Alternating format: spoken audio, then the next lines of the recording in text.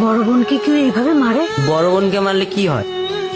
বোনকে মারলে কেউ ভালো ভাই হতে পারে না, আর ভালো ভাই হতে না পারলে বোন যখন বড় হবে, ওর যখন বিয়ে হয়ে যাবে, ওর শ্বশুর বাড়ি তুমি যাবে না, তখন কি তোমাকে বড় বোন ডিম ভাজি করে খাওয়াবে? বুবু শোন না। কি হলো রে? গ্লাসটা কে ভাঙলো? না না মা, কিছু হয়নি, আমার হাতে লেগে গ্লাসটা পড়ে গিয়েছে। বুবু সরি, প্রমিস আর কখনো করবো না। হইছে, এবার তুই এখন খা। তাহলে তো শ্বশুর বাড়ি গেলে ডিম ভাজা করে খেতে দিবি তো? ভাবি, ভাবি দেখো কে আসছে। জান্নাত, কেডা এরা? আমার ভাই। তোমার বোন সারাদিন কতবার তোমার নাম নেয়, তুমি জানো না? মান্নাত এটা করতো, মান্নাত ওইটা করতো, মান্নাত এমন, মান্নাত তেমন, কত কথা যে কয়। তুমি আসছো ভাই, আমি অনেক খুশি হয়েছি।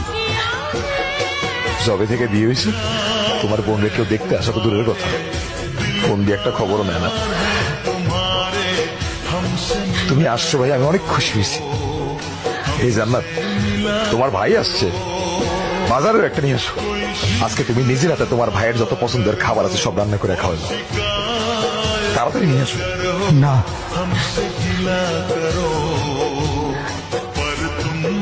কেন? ও বুঝছি, তুমি মনে হয় আমার কথায় কষ্ট পাইছো।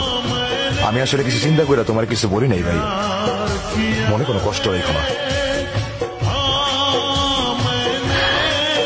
মা বলতো ভালো ভাইরা নাকি বোনের শ্বশুর বাড়ি গেলে বোন ডিম ভাজি দিয়ে ভাত খেতে দেয়। আমি ঢাকা থেকে এই পর্যন্ত আসছি আমি শুধু আমার বোনের হাতে ডিম ভাজি দিয়ে ভাত খেতে। কি বাবু, তুই তোর ভাইকে ডিম ভাজা দিয়ে ভাত দিবি না?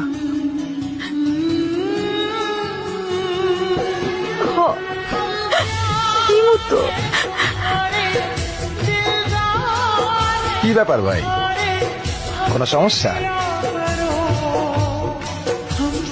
হঠাৎ খাবার বন্ধ করে দিলা?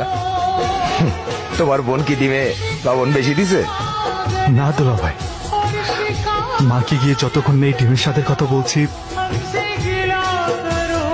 ততক্ষণ মনকে শান্ত করতে পারছি না। ডিম মজা হয়েছে।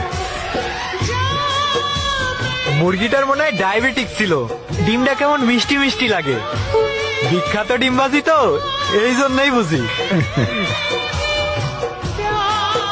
হায় আল্লাহ, আমি মনে হয় ডিমের মধ্যে ভুল করে লবণের পরিবর্তে চিনি দিয়ে ফেলছি। বস, সেই সাপ।